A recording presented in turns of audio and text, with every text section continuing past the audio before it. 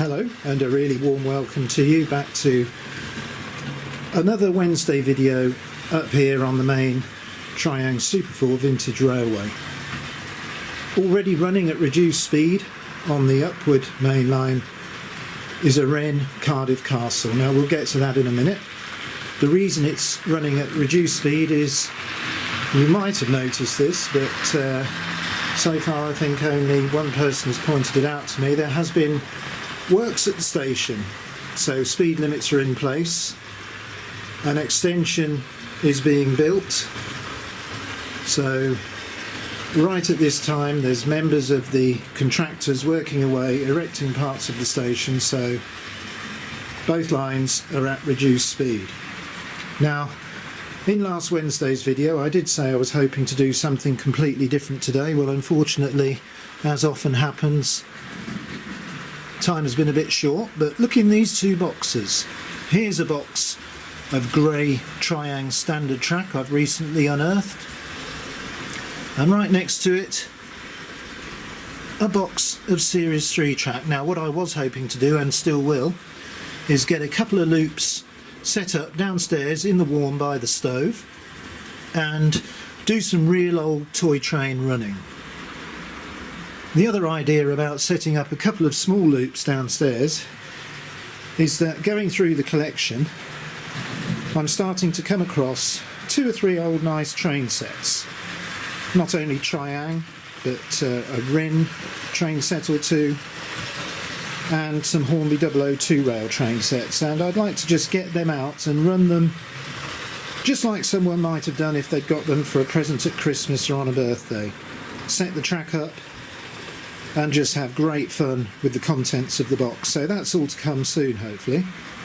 Now I'm showing you here that I've got everything now to finish putting the gauge master back together. The little component on the far left, well, that's where we should have started off really, and I think if I'd have listened to Mike from Model Railways Unlimited I probably would have. These are thermal fuses, they're self-resetting, but they're horrible things. I've done a bit of analysis on these. I didn't really find too many problems with it once it was outside the case. I guess it's in the cold, but when they start to get a little bit warm they go all over the place. You get resistance building up inside them, voltage dropping off, and then they cut in and out. So I'm going to replace those with these MCB type cutouts. These are actual old stock gauge master items. These are the first generation, so I'm hoping they're going to be okay. And then, as a matter of course, I'm going to replace those slightly old looking electrolytics.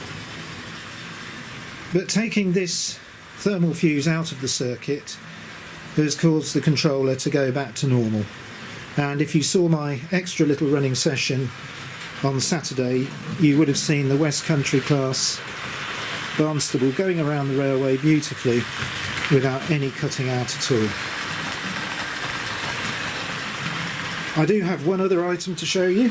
This is something I was going to hopefully incorporate into the video downstairs. I've received this absolutely wonderful package from another friend of the channel, Mike H, and I'm assured that inside there are 1 or 2 vintage Triang items. Now I'm not going to open it until I can film it, because I want to share with you what's inside that box, so I'm really looking forward to that, and I think probably unpacking that is going to get me in the mood to run a few older items on either that standard or that Series 3 track. But back to the running today. This Cardiff Castle is an interesting item. Now I remember getting this. There used to be an antiques auction in Northampton every now and then, run by a company called Merry's.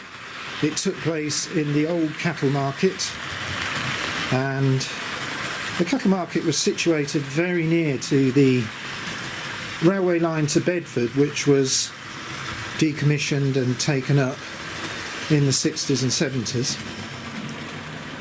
I quite often used to visit the sale to purchase antique clocks or clocks for parts, but I did buy quite a lot of railway stuff there over the years. Now, there were several railway model shops in Northampton which sadly closed during that time period, and at one of the sales there was a few boxes of items from one of the shops. Now, I just bid on them, brought them home and put them away, and it's only since the lockdowns and I started building this railway that they've been coming back to life. But I do remember seeing this Cardiff castle in the top of the box and thinking what a great item it looked. Now, it might not show up on the camera, but it's got quite a wobble, and when I was oiling it to get it ready, I noticed that it's got a very out of true wheel. The wobble doesn't really worry me, but I would imagine this item was purchased and then returned to the model shop. It did show signs of running. It looked virtually new in the box, but there was dirt on the wheels, so I would think a customer bought it back for an exchange, and it never got sent back to Basildon. So that's going to be a fun job in the future. It's such a quiet runner. It's on one of the insulated wheels, so I'd imagine it's probably just the plastic bush through the middle, off-centre. But that is indeed Wrenn W2221 Cardiff Castle. Now, Cardiff Castle obviously was a Hornby 00 name as well. We have seen a few Wrenn castles on this layout before.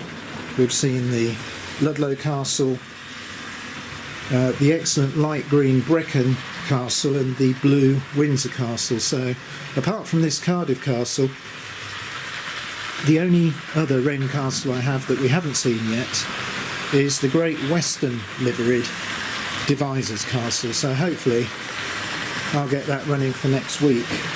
It would be nice anyway. I have got it here in front of me. So the Devizes Castle is there. That's the box for the Cardiff Castle. And underneath is a great favourite. That's a Triang Albert Hall. Now, I haven't had this one out of the box running, but there is one on the far side of the layout. So let's get it going. Now, these are just superb Triang models. I really enjoy running these. Let's just see if I can get it driving. This, of course, is going to be under the speed limit too, so we're not really going to see the performance of these two locos. But just take a look at this excellent Albert Hall.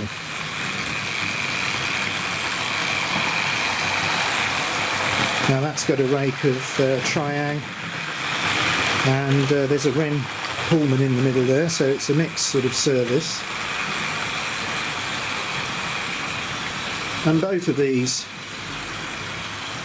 have got jobs to do around the layout today.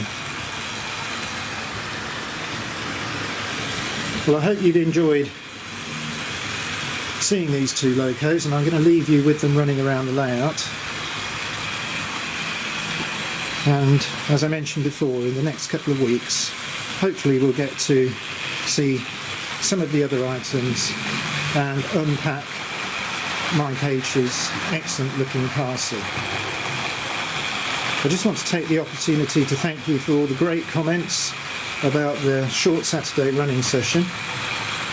I didn't know whether it would be something I do more of in the future or not, but it seems that you enjoyed it, so if I have my camera with me, I will try and capture more of my short running sessions on the railway between videos. So with this Albert Hall and Cardiff Castle going round at reduced speed, until the next time, I will say goodbye.